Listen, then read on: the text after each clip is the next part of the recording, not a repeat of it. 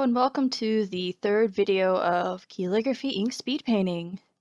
So in this video, I am working on another Patreon reward. This is a mascot for a Twitch channel dressed up as a Sith Lord, just for kind of a celebration of the new Star Wars movie that came around this year, this time this year. His name is Scully, and I will be sure to leave a link to the streamer's channel in the description down below. This video is also a little bit shorter because of the simple details and color palette I will not be spending as much time on as I have with previous chibi styles. So editing this video will be a little bit easier as well. So yeah, this video you will be seeing more of my beginning process when starting a new art piece. Because you didn't really get to see those beginning stages in my past two videos. This video will be very helpful in showing you how I plan out and lay out my art pieces for anybody looking for examples on how to start a sketch. For one, I abuse the hell out of the layer function a lot. There are a lot of different ways to tackle the sketch stage of an art piece, and one of them is just layering. As you can see, and you'll see this throughout the whole entire beginning part of this video, is that I use maybe up to 5 to 8 layers just to do the sketch stage. And this is just for chibi alone. So for anything bigger, I'm probably going to use far more for just the sketch stages. When working on the sketch stage, I use a blockout method, or with most of my digital process in inking, I use a blockout method, which that basically means that I draw with a really thick line and I don't worry about the trying to get the line super accurate at first.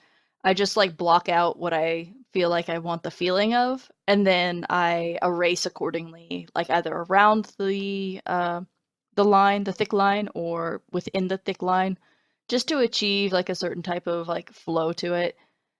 So yeah, filling out the shape is something it's something that you can only really do in digital artwork. It's kind of harder to do it in traditional media.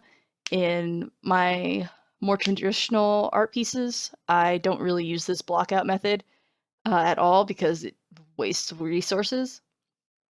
But in digital artwork, you have a little bit more leeway on using the erase tool. So if this method will work out for you guys as much as it works out for me, then I would give it a try instead of trying to do it in a traditional method.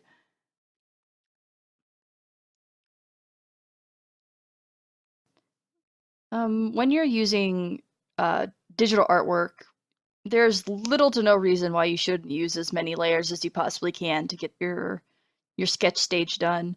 I see a lot of people trying to do everything in one go, like they would with paper or with a canvas. And I always have this puzzling question of yeah, it's cool that you can do that, but why do you need to do that? The answer is you don't need to do that. Because you have a digital tablet or a digital medium, you can use as many of the resources that you have available to you. You're not running out of ink, you're not running out of paint, you're not running out of canvas space.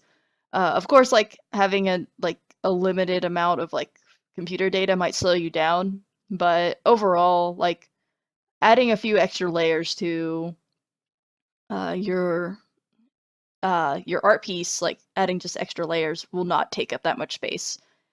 So yeah, when you're doing a sketching stage and you need to draw over your sketch just to get a more refined sketch, do it. Don't tell yourself you shouldn't do it because another artist that you like watching doesn't do that. No, use as many resources as you possibly can and use as many layers as you can with your digital medium. You have the liberty to use as many or as little as you want, but definitely don't use an excuse such as another artist does it this way. You are not that artist. You are your own artist if you're doing digital artwork. do it your own way, do it what's easiest for you. Um, so like, yeah, like don't just try to copy someone else's method. Your method is probably never going to be the exact same as another person's method. You're not that person. You're not a clone of that person. So, yeah, like, don't do that.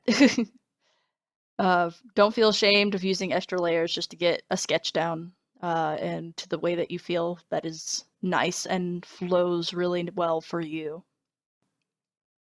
When working on my sketches, I try to make sure that the sketches are as completed as they possibly can be before moving on to painting or inking them.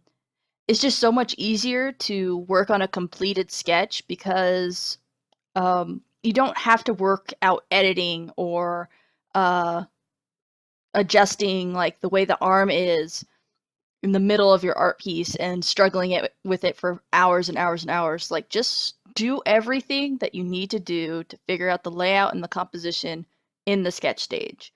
If you do that, then your next process will be so much, so much easier, just because you don't have to spend that extra few hours and get art fatigue just to make sure that something looks right in the middle of your artwork, especially if you're in the coloring stages. That is such a struggle, and it's such a it's so like it's frustrating. Just just do everything that you need to do in your sketch stages, and so you can reduce the amount of editing that you need to do in your later stages. So like the most that you have to do is maybe like warp a thing here or there if like something is just slightly off that you didn't catch during your sketch stage, or you needed to make like a certain line a little bit thicker, then you can fix that easily. But don't finish just half your sketch and then move on to the next step because you really want to color in this picture because you're so excited to color in this picture. It's just going to be the best thing in the world. Don't do that. You're tricking yourself. You're going to harm yourself more than you're going to do good. And making sure that you have a completed sketch is just like it, so you can just concentrate on what you love more. Once you finish your sketch, you can move on, and you can definitely finish that piece uh, with a lot more confidence without just like worrying about like, oh man, is this actually drawn right? Just like just get rid of that worry. See, like right there, like I had to edit that because like I made a mistake there with the line art, but I already did most of the other parts of the artwork, so I don't have to worry about anything else other than just small little fixes. Because everybody makes mistakes. It's like completely fine to make mistakes. Um, so yeah, like that's just something that you should think about when doing and completing an art piece. So moving forward, and moving on, I'm going to talk just a little bit about little minor tips and tricks when it comes to lighting now that we're getting further into the sketch and reaching the end of the video. Um, these are just little tiny things that I try to keep in mind when completing an art piece in the final stages. And we talked about the importance of the final stage in our last video. When looking at lighting, usually you were supposed to have like more than just like you're definitely supposed to have like your major light source. And in this picture, it's the lightsaber being like the bright red color throughout the whole entire picture. That's where most of the shadows are going to be coming from for the most part in this picture. But if you want to take that next step into increasing the quality of your artwork, and you haven't really been playing around with this concept before, if you're watching this video and you draw yourself and you do digital artwork yourself or even traditional artwork, this can work for. Try your hand at adding a secondary light source or even a third one.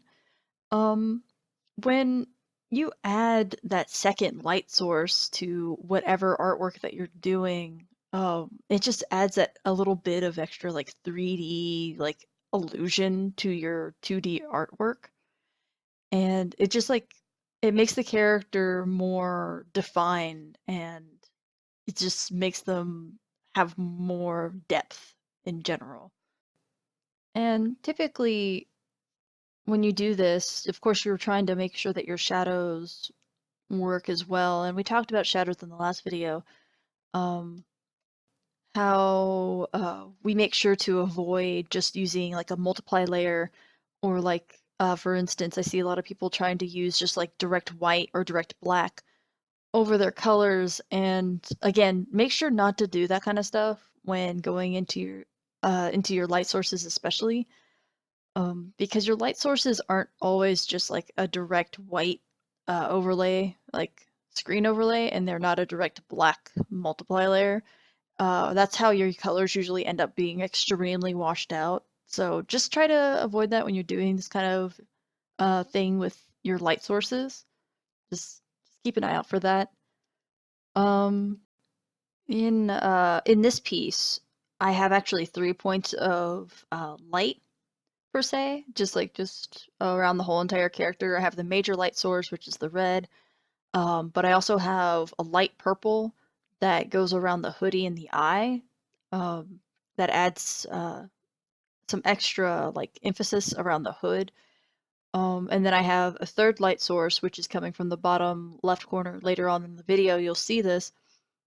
But pretty much, if you're getting into lighting and you're new to lighting and such like that, don't be afraid to use your secondary light source as a way to just outline your characters. Even if they have like really dark and deep shadows, it's really important to just like at least experiment with light sources. And there's YouTube videos out there that gets further into depth, and maybe I will make a video in the future that gets more into depth about using light sources and shadows to make your characters stand out just that little bit more, just by those little tips and tricks. So if you're new to just experimenting with this kind of stuff, uh, a little tip I can give you is when you have a major light source, try to put your secondary light source at the opposite end, and then that will help make your character just that much more like defined just by like just doing that little tiny thing. So go forth, experiment, test out new things with light sources and color placement and shadows and all that jazz. Don't be afraid to experiment and test out new things and styles and techniques with digital media. There's a lot, because digital media is an infinite source of materials. And yeah, I think I'll let the rest of this video play out. If you guys have been enjoying these YouTube videos, or if you have any tips and tricks on how to improve my future videos, feel free to leave a comment down below and I'll be sure to read them. Other than that, thank you guys. Thank you for watching. This has been Keylligraphy Ink Speed Paint, and my name's Ray, and I hope to see you in the next video. So, until next time, bye guys. Bye-bye. Bye-bye.